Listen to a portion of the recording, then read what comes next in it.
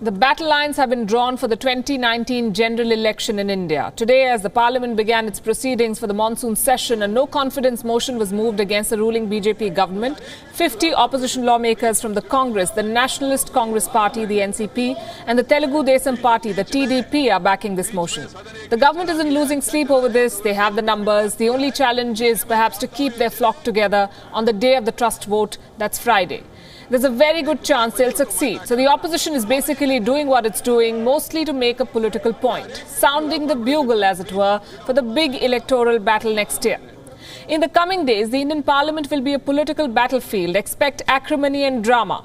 Unlike in the past, though, where the theatrics ended with the House adjourning, politicians in India are now caught in a 24-hour cycle thanks to social media. It's a treadmill they cannot get off.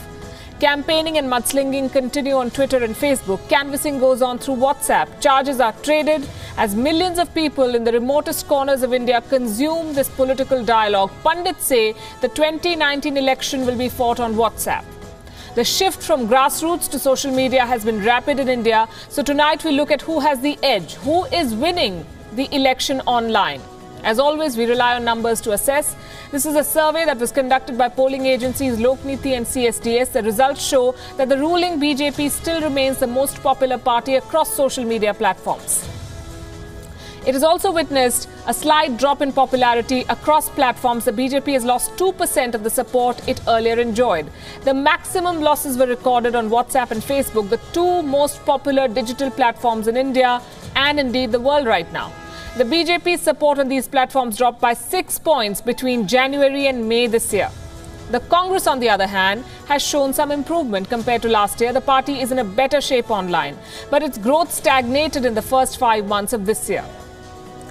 The question then is, why should these numbers matter? Because social media may well be the clincher in the next election. Political parties realize that, which is why their spending on such platforms has spiked. Online platforms like Facebook, Twitter and even WhatsApp are proving to be the most effective tools for political campaigning and communication. Cheap smartphones and even cheaper data has made WhatsApp the go-to medium for communication. In fact, it is performing better than Facebook and Twitter. The reach of WhatsApp has grown considerably in the recent past in India. And sample these numbers again. Access to mobile phones with internet in India has grown by 31%. The explosive growth of smartphones has enabled WhatsApp's penetration in the country, and now it's not limited to just the affluent class or the urban areas. According to a survey, WhatsApp users in rural India have doubled in 1 year.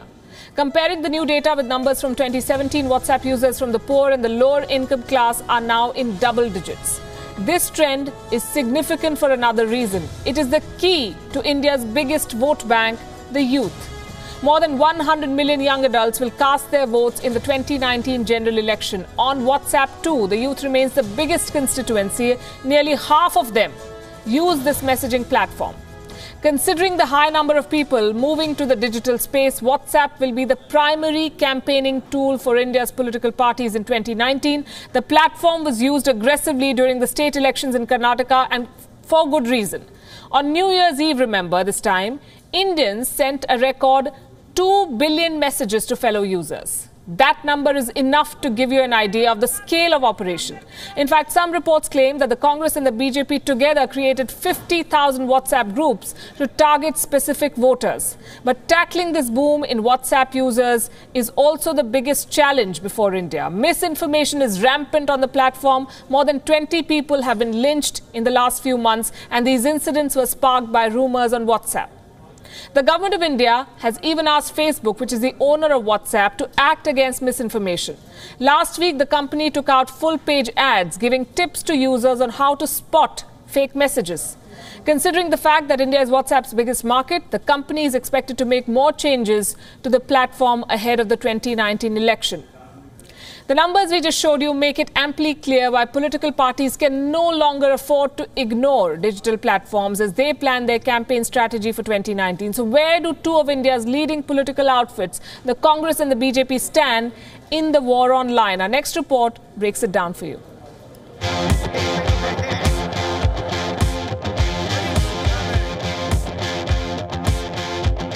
India's politicians leave no stone unturned during an election campaign. Till now, rallies like these were the political battleground in election season. Alongside traditional media, social media has become the latest political battleground. Political parties maintain a strong presence on leading social media platforms. The 2014 election was a turning point for election campaigning in India. Then opposition party, the BJP, effectively used social media during its campaign. The BJP was way ahead of the competition.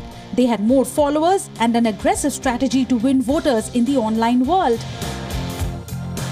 Even now, Indian Prime Minister Narendra Modi remains one of the most popular world leaders on the World Wide Web. He's the third most followed leader on Twitter, just behind US President Donald Trump and the Pope. But ahead of the 2019 general election, the Congress has been trying to step up its own social media game. It's aggressively using Facebook and Twitter to attack the ruling party.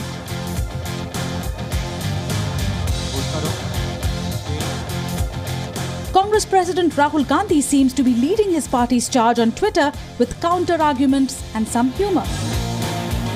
Since the elections in Punjab, there's been a marked shift in the Congress's social media strategy.